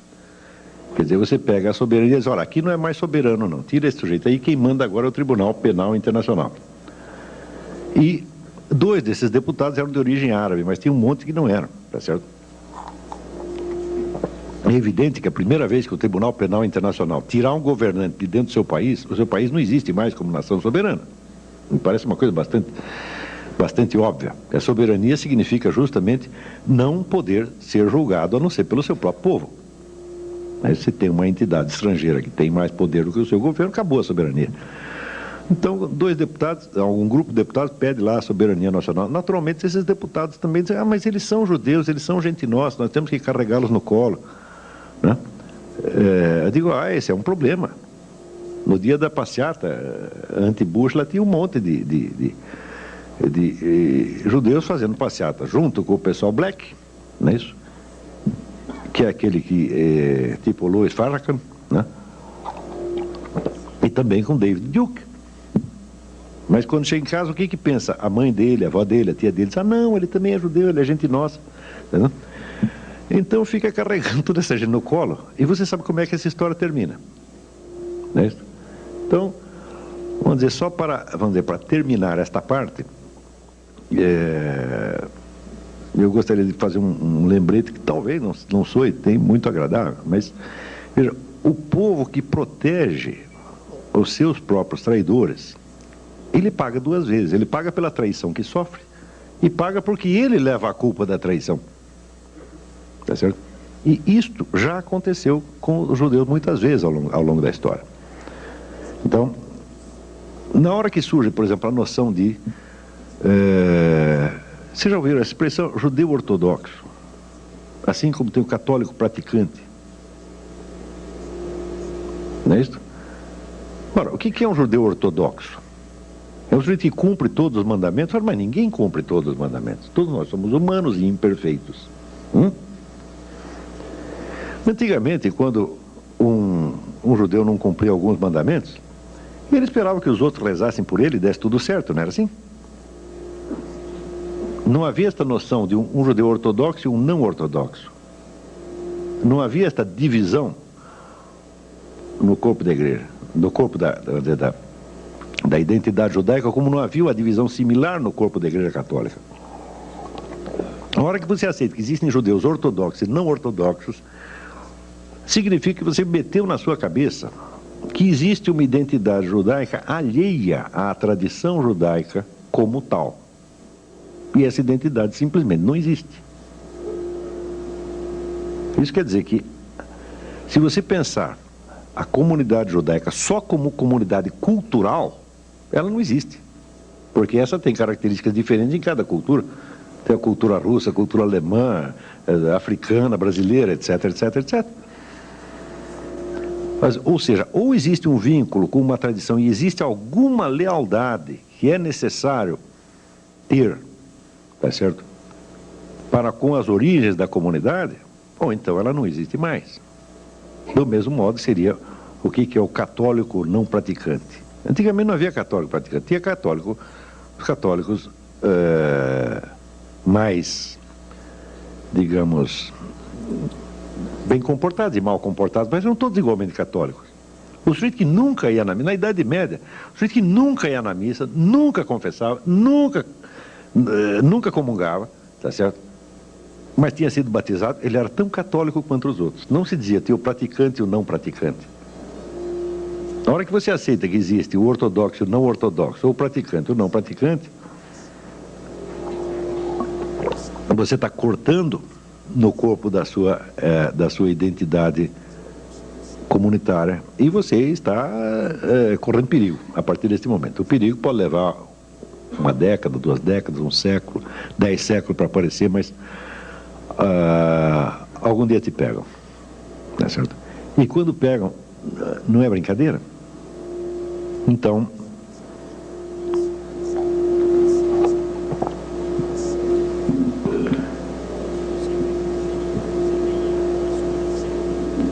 vamos dizer, só para encerrar esta parte, depois de ter mostrado, vamos dizer, as origens nazistas e comunistas da ideologia islâmica, vamos dizer, não precisa reforçar o perigo que isso representa para todos nós. Eu digo, bom, nós não podemos determinar o que os muçulmanos vão fazer, tá certo? Mas nós podemos saber o que nós vamos fazer. E eu sei que não é da minha conta, nunca se deve dar conselho para ninguém, tá certo? Mas não esperem de mim que eu passe a mão nas suas cabeças e diga vocês são maravilhosos, etc, etc. Eu não estou aqui para fazer isso. Se eu puder, gostaria de fazer alguma coisa útil, tá certo? E não simpática. Eu acho que a coisa útil a dizer, no momento, é que todo este processo ideológico do mundo islâmico é muito consciente, muito determinado, tá certo? Tem planos e ambições de escala mundial mesmo, eles não vão dar moleza a ninguém. E que, se, por exemplo, dentro da comunidade cristã, de uma comunidade judaica, nós começamos a dar moleza para eles, eles vão acabar conosco. Então era isso que eu tinha que dizer um momento. Estamos abertos para discussões aqui. Obrigado.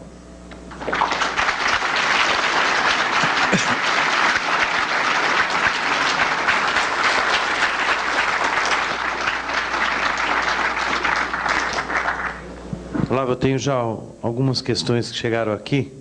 Na verdade, aqui é uma frase para você comentar. É do Márcio Mendes. A terceira grande guerra instalou-se na política, na economia, no social, com destaque na religião. Militarmente, num espaço não medido de tempo, a deflagração total será sentida. Pede o seu comentário da frase. Se é que eu entendi o que você quis dizer, eu acho que você tem razão, sim. Quer dizer, nós já estamos vivendo essa guerra, né? Isso já está instalado.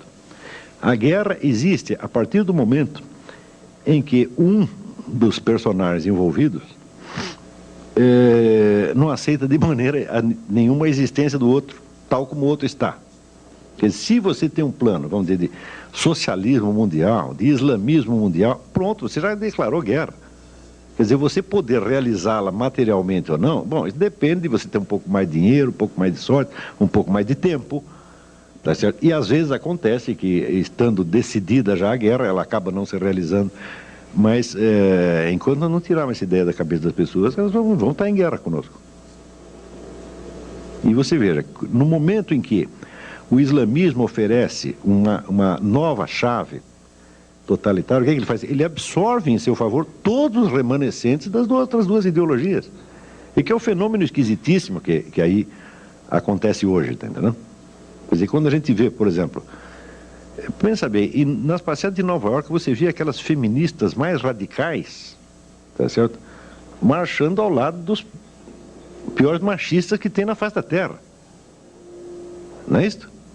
E como é possível coisas tão contrárias? Bom, elas são contrárias na expressão vamos dizer, de valores determinados pelos quais elas lutam, mas o seu fundo e a sua origem ideológica é exatamente a mesma. Quer dizer, o Islã fica uma boca de funil e tudo vai cair para lá. Tá entendendo? Agora, espero que vocês entendam que quando eu estou falando, vamos dizer, do Islã moderno, revolucionário, eu seria o último a querer, vamos dizer, jogar sobre o Islã tradicional as culpas do Islã revolucionário. Assim, seria tão absurdo quanto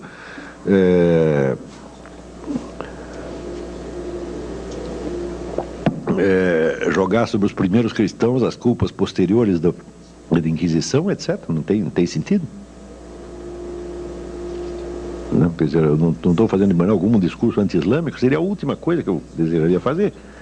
Agora, a ideologia revolucionária islâmica, que é uma coisa bem definida e bem caracterizada, essa é perigosa mesmo, né? E esse pessoal já está em guerra. Eles não vão esperar que a gente perceba isso. Se você não perceber, eles te pegam dormindo. Olá, vou te fazer uma pergunta. Recentemente eu vi um depoimento de uma jornalista da Turquia.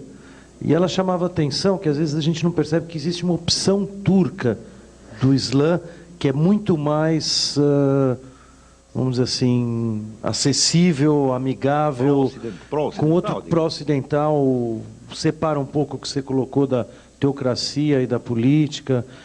Enfim, ela colocava como uma opção o modelo turco. Bom, mas é o modelo turco, mas ela está pensando em termos de estados, tá certo? E você veja, eu já estou falando em termos de movimento de massa, quer dizer, não existe uma ideologia turca, você está entendendo? Não existe uma doutrina política turca, democrática, por exemplo, que possa se espalhar entre os muçulmanos e neutralizar a influência desse pessoal radical. Não tem isso, tá entendendo? Então o que ela quer dizer é, bom, os turcos são um pouco mais dialogáveis, tá certo? Mas, quer dizer, esses movimentos de massa, eles não aceitam vazio, você está entendendo? Quer dizer, a única opção ideológica que o Islã tem hoje é esta. Então, é que nasce ali com esses Said Qutb e outros, né? Quer dizer, eles preencheram um vácuo ideológico, quer dizer, eu acho errado, por exemplo, a visão que se tem no Ocidente às vezes é muito errada, quando se fala de decadência islâmica. Intelectualmente o Islã jamais decaiu. Nunca. Entendeu? Nós é que paramos de ter notícia. Tá certo? Mas, por exemplo, tem um livro que eu recomendo, chama Un Islam Iranien, do Henri Corbin, é um grande historiador da filosofia, tá certo? Que dá ideia, vamos dizer, da tradição filosófica iraniana, tal como ela continuava até o momento que ele estava escrevendo aquilo, que era a década de 40, 50, é uma coisa muito impressionante. Dizer, quase que o Irã sozinho ele tem mais e melhores filósofos do que qualquer país da Europa, considerado individualmente. Isso nunca parou. Leiam o Said Hossein Nasr, um monstro de filósofo. É verdade que ele foi botado de lá para fora, foi expulso do Irã pelos ayatollahs. Mas é que ele é um muçulmano de tipo antigo, um muçulmano tradicional. E os caras vêm com a ideologia revolucionária, então não tem lugar para ele. Nova, uma pergunta breve aqui, mas onde se insere o terrorismo nesta organização, entre aspas? Bom, o terrorismo é exatamente o que estava no Karl Mannheim, né? O terrorismo serve sobretudo para duas coisas. A primeira é exatamente essa que diz Mannheim, que é desorganizar a sociedade, fazer com que as pessoas se sintam desamparadas. Você veja, quando você, no Rio de Janeiro, por exemplo, quando você vê assalto para tudo quanto é lado, narcotráfico, etc, etc, você fica com raiva de quem? Dos traficantes? Eu nunca vi ninguém com raiva dos traficantes. Você fica com raiva do governo. Não é assim? Isto é a estratégia do grupo nazista, como diz o Mannheim. Você se sente desamparado pelo seu grupo, você fica com raiva do grupo e se afasta dele. E é aí que eles te pegam mesmo. Tá certo? Então o terrorismo é sobretudo esta arma psicológica para fazer você ficar com raiva do seu governo. Nós vimos o que aconteceu na Espanha. O pessoal ficou com mais raiva do Aznar do que de quem jogou a bomba. Está compreendendo? Então, isto é uma coisa. Outra coisa é aquele negócio da guerra assimétrica que eu tentei explicar, não, que eu mencionei no artigo da Folha, porque jornalismo hoje é o seguinte, o tamanho dos artigos diminui cada vez mais, né? Diminui, tem um jornalismo minimalista. Então, só dá para você dizer as coisas, mas não dá para você provar nada. Se essa prova fica... Bom, quem quiser a prova, vai lá em casa, eu te explico o resto, né? Tem que dar o endereço do cara, né? Então... Essa coisa da guerra assimétrica, é um conceito que foi desenvolvido, sobretudo, pela KGB, muito antigamente, mas que a KGB mesmo nunca conseguiu usar de maneira plena.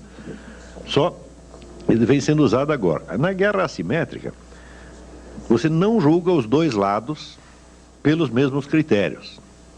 E eles, de certo modo, não fazem a guerra no mesmo campo. Um está lutando aqui e o outro está lutando no outro plano. Quer dizer, os exércitos não se encontram. Tá, né?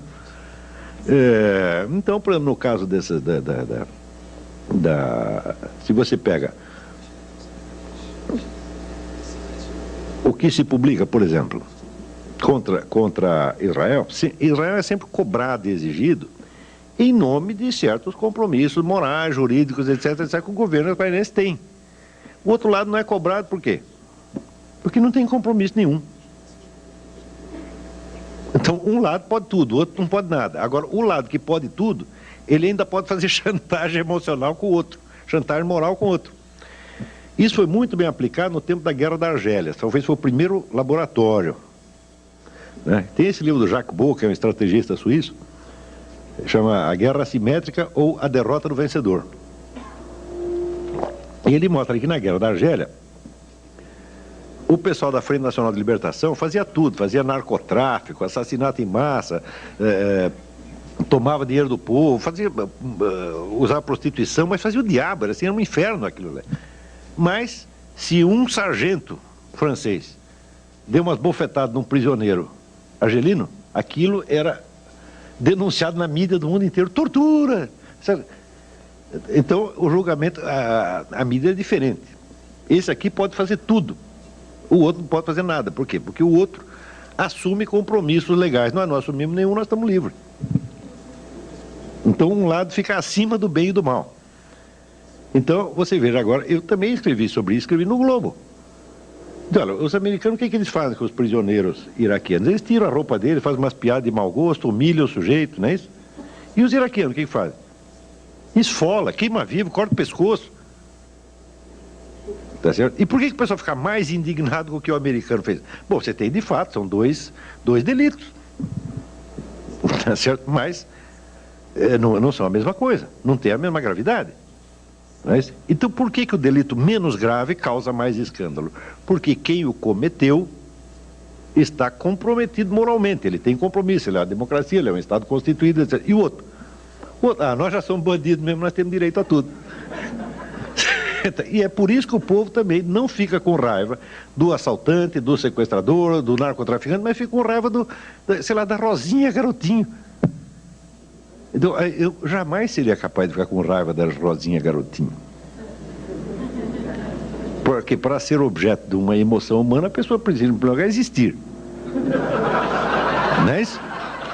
Ela não cumpre essa condição, fala, eu não consigo ter raiva, nem nada, tá entendendo?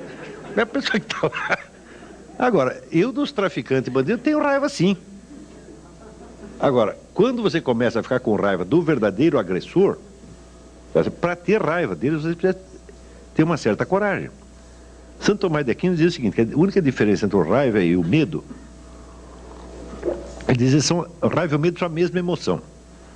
Só que se você mede o adversário e ele é mais fraco, você fica com raiva. Se ele é mais forte, você fica com medo. Lá eu tenho um comentário aqui está aqui identificado, da Viviane Ravetti. Ela primeiro diz que o senhor pode ser muito útil para o povo judeu e para toda a humanidade, divulgando suas ideias na grande mídia brasileira, TV, jornais, etc. E ela termina com uma pergunta: por que os governos não muçulmanos não se preocupam com a ideia dos muçulmanos dominarem todo o mundo? Na verdade, eu acho que a grande pergunta para as próximas décadas, eu não sei a resposta a essa pergunta, você vê que existe um remanescente de movimentos de massa, tanto comunistas quanto nazistas, você soma tudo o que era anti-ocidental, e que por isso mesmo é também por tabela é anti-judaico, tudo isso se reúne quando numa ideologia que hoje se chama nacional-bolchevismo. O teórico do nacional-bolchevismo é um filósofo russo chamado Alexandre Dugin. Ele fez assim mas a desgraça pouco é bobagem, você está entendendo? Para que só comunismo? Tá entendendo? Não, já junta com o nazismo, já junta com tudo de uma vez, tá entendendo? E ele fez esse negócio e, note bem, no começo parecia loucura. Mas a hora que eu vi aquela passeata em Nova York, todo mundo junto, eu falei, louco não é o Dugin, louco sou eu que não entendi que esse negócio ia acontecer mesmo, tá entendendo?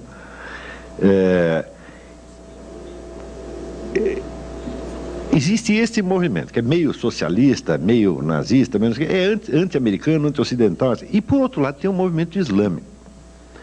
Um está achando que vai usar o outro está achando que vai usar o um. Tá? Esta é a pergunta para as próximas décadas. Quer dizer, quem vai se utilizar de quem? Cada um está esperando que vai usar o outro. Tá? Se alguém aqui souber a solução disso, e souber quem vai ganhar essa parada, porque existe uma aliança tática no momento. Tática até estratégica, de longo prazo, mas mais dia menos dia isso vai rachar. Mas eles só vão brigar entre nós depois deles acabarem conosco. Então, na verdade, não teremos que resolver esse problema, nós não estaremos mais aqui. Lá vou ter uma pergunta provocadora aqui para você. Não estou conseguindo ver o nome, mas como você comentaria o capitalismo ocidental? Tua posição. Como? Não é o capitalismo, é o capitulacionismo. Capitulacionismo. Eu interpreto, em primeiro lugar, que ele não é bem um capitulacionismo. Esse negócio está cheio de gente que está trabalhando para o lado de lá. Não tem capitulacionismo, tem traição. Tem sujeito vendido, isso tem. Agora, essas coisas, vamos dizer, eu estou dizendo isso não porque eu saiba caso por caso, fulano de tal tem uma conexão com não sei o quê. Eu não, com relação à situação presente, não sei, mas eu estudei a história do passado. Então você veja, por exemplo, nos Estados Unidos, houve aquele forrobodó nos anos 50 porque o tal do Joe McCarthy disse que havia 57 agentes soviéticos no governo americano. E todo mundo diz, caça às bruxas, etc, etc. Bom, depois que acabou a União Soviética e se abriu os arquivos de Moscou, se descobriu quantos agentes havia mesmo. Tem mais de 300. Está entendendo? Então, muita gente que se fez de ofendido com aquilo, na verdade, não era ofendido. O próprio sujeito que estava denunciando a caça às bruxas era um agente soviético. Hoje, isso está esclarecido definitivamente. Não é... No Brasil, não, porque nada do que se... Nos últimos 12 ou 13 anos, o que os historiadores descobriam nos arquivos de Moscou é assim, montanhas e montanhas e montanhas de fatos. E o que tem saído sobre isso no mundo é muita coisa. No Brasil não saiu nada até agora. E ninguém sabe de coisa nenhuma. Né? Outro dia, por exemplo, eu disse isso para a pessoa, porque tem 40 livros que mostram isso, livros que incluem um facsímile, todos os documentos e tal. A pessoa disse, você está defendendo o Joe McCarthy? Ai, que horror! Eu falei, mas como defendendo? Não se trata disso, é um negócio de história, já foi. Quer dizer, não posso tomar partido numa briga que já acabou quando eu tinha 5 anos de idade. Não é isso, né?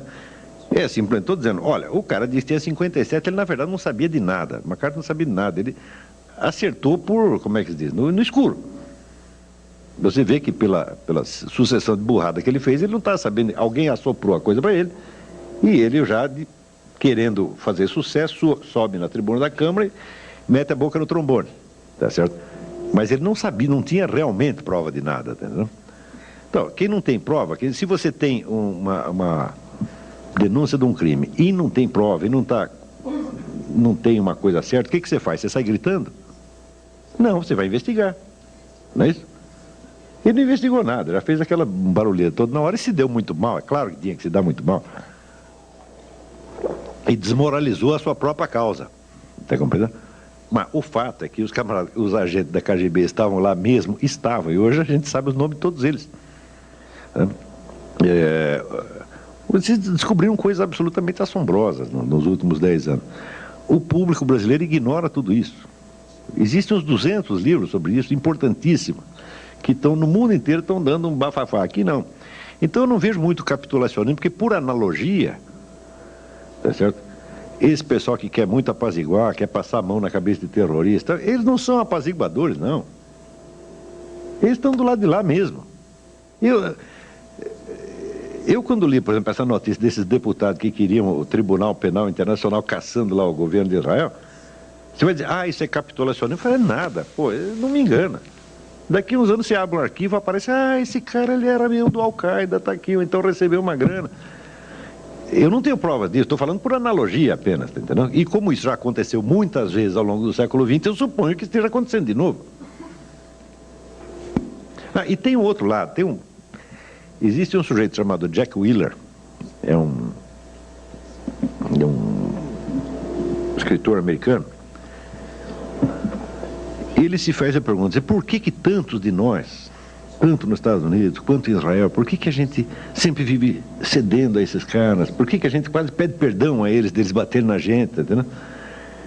Então ele disse, quer saber, eu vou contar uma história.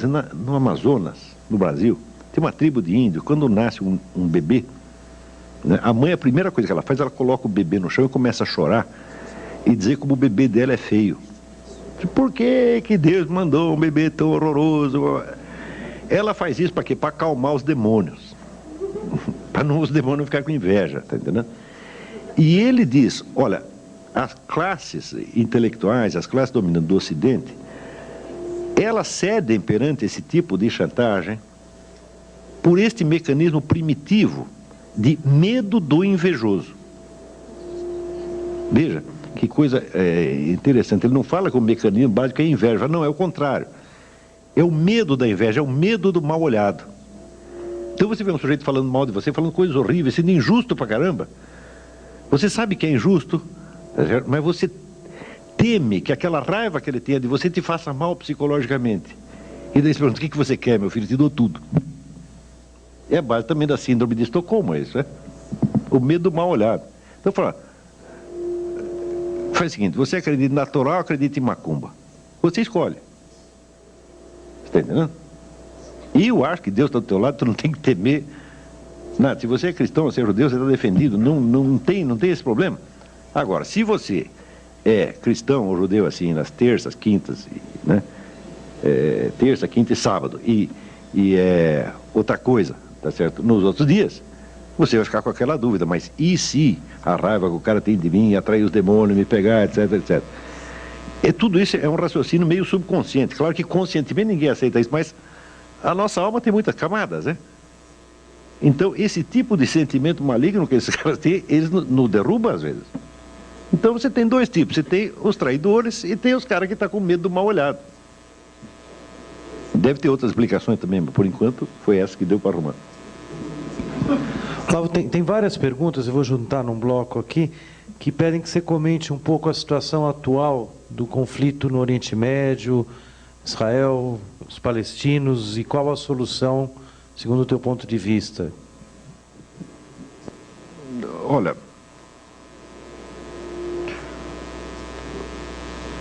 sempre que você tem assim, uma situação política determinada, e as pessoas querem que a gente tome uma posição, eu falo, é difícil tomar uma posição. Primeiro, porque os termos com que as questões chegam ao debate público nunca correspondem ao que está verdadeiramente em jogo.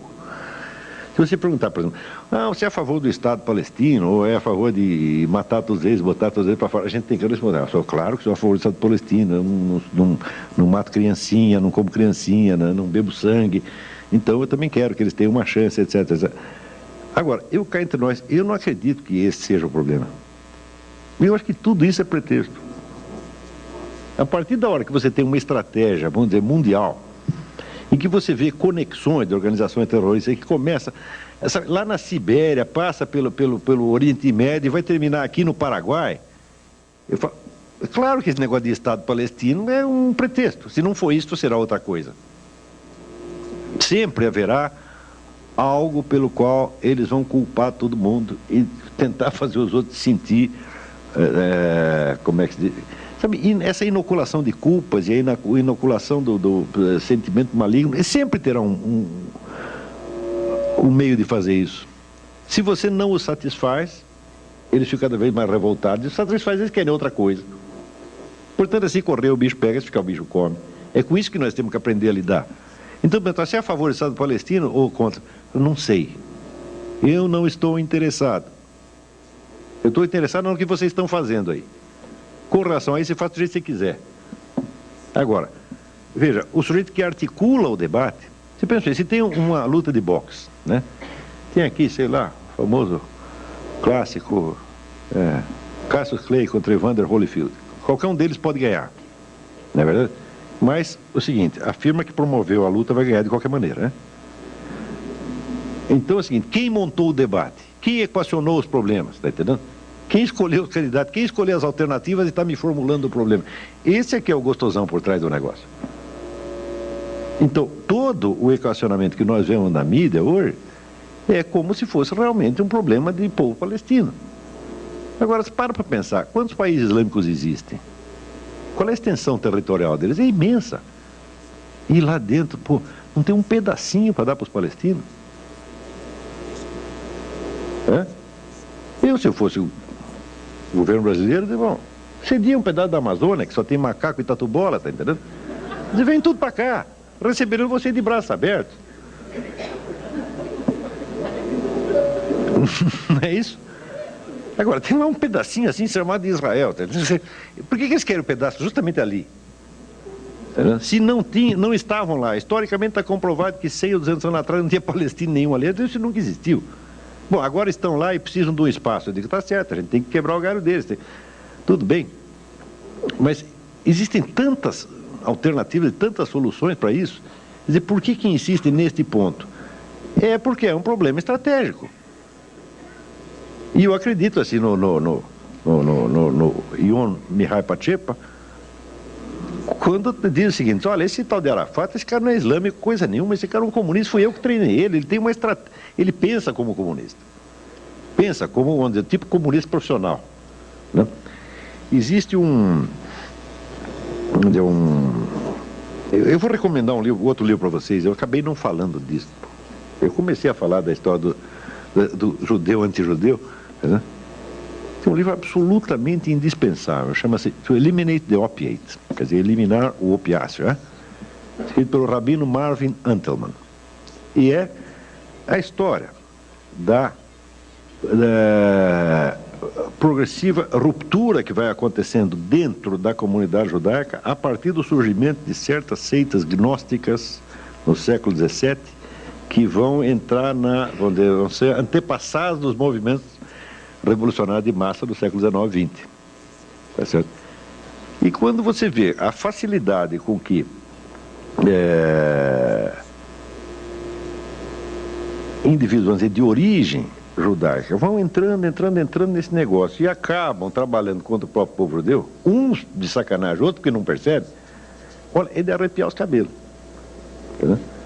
Então, como é a origem de um Trotsky? Como chega a acontecer um fenômeno Trotsky que nunca houve ao longo da história? Não é isso? Da onde surgem esses camaradas? É porque deu na cabeça? Não. Isso aí foi se formando, vamos dizer, como aconteceu dentro da Igreja Católica, mas mesma coisa. Né? O pessoal fala de crise da Igreja Católica, eu acho, até onde eu estudei, eu acho que o judaísmo está numa crise muito pior. Ele está muito mais ameaçado e tem muito mais antagonismo interno do que você tem na igreja, no cristianismo. Eu acho que a situação não é nada invejável e não é para brincar, não. Você vê um sujeito como Noam Chomsky, eu garanto que uma boa parte da comunidade judaica lá de Nova York ainda recebe o cara, ele é um dos nossos, senta aqui no colo e tal. Não, ele só quer que, sei lá, acabe o Estado de Israel, mata todo mundo, tá certo? Põe todo mundo para fora, mas se tirando isso é boa gente. Entendeu? Como é que pode? Está entendendo? E essa coisa, vamos dizer, de carregar o traidor no colo, é coisa, só dois povos fazem isso tão bem, americano e judeu. São especialistas em fazer isso. Alimentar o seu próprio assassino, o seu próprio inimigo, falando, cuidado com isso, pode chegar até um certo ponto. Claro, a gente fala, todo mundo é humano, senão a gente não quer briga, mas calma lá. Agora não é mais brincadeira, é? Olavo, eu estou com muita pergunta aqui. Eu vou talvez te fazer uma